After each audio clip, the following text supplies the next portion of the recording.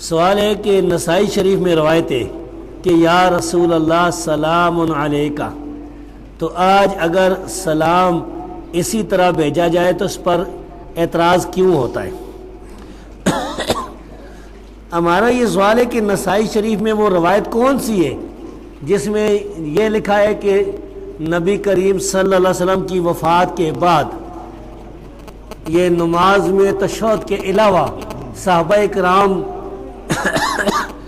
یعنی قبر کے علاوہ، قبر اور تشہد کے علاوہ صحابہ کرام اپنی مسجدوں میں اپنی مجلسوں میں یا رسول اللہ سلام علیکہ پڑھتے تھے؟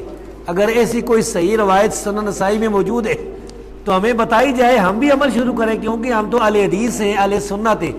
اہل سنت اہل حدیث ایک ہی چیز کے دو، کیونکہ سنت حدیث ایک ہی چیز ہوتی ہے۔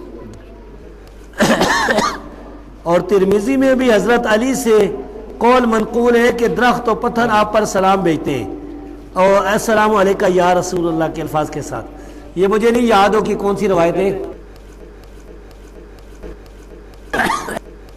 نبی کریم صلی اللہ علیہ وسلم کی وہ حدیث تو مجھے بھی یاد ہے کہ آپ فرماتے ہیں مکہ میں وہ پتھر میں جانتا ہوں جہاں سے میں گزرتا تھا تو مجھے سلام کہتا تھا۔ نبی کریم صلی اللہ علیہ وسلم جہاں سے گزرتے تھے وہ سلام کہتے تھے، ٹھیک ہے۔ اب نبی کریم صلی اللہ علیہ وسلم یہاں موجود نہیں، دنیا میں موجود نہیں ہے، دنیا سے چلے گئے۔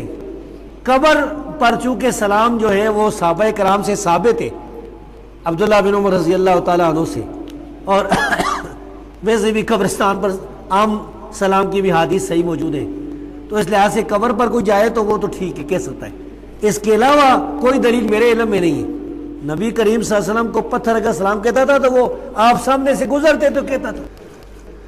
یہ بات جو ہے نا، اس لیے ان لوگوں کا استدلال غلط ہے، اس کو رکھ دینا۔ تو یہ ہے کہ قبرستان پر السلام علی اہل الدیار من المؤمنین، یہ بھی ثابت ہے۔ السلام علیکم اہل الدیار من المؤمنین، یہ بھی ثابت ہے قبرستان پر، جس طرح کہ صحیح مسلم کی حدیث سے۔ اور نبی کریم صلی اللہ علیہ وسلم کی قبر پر، نبی کریم صلی اللہ علیہ وسلم کی قبر پر اگر آپ خوش قسمت پہنچ جائے، آپ کے لیے سعودی حکومت وہ دروازہ کھول دے حجرہ مبارکہ کا، اندر آپ قبر پر چلے جائیں تو ضرور کہیں السلام علیکم یا رسول اللہ، یہ ثابت ہے۔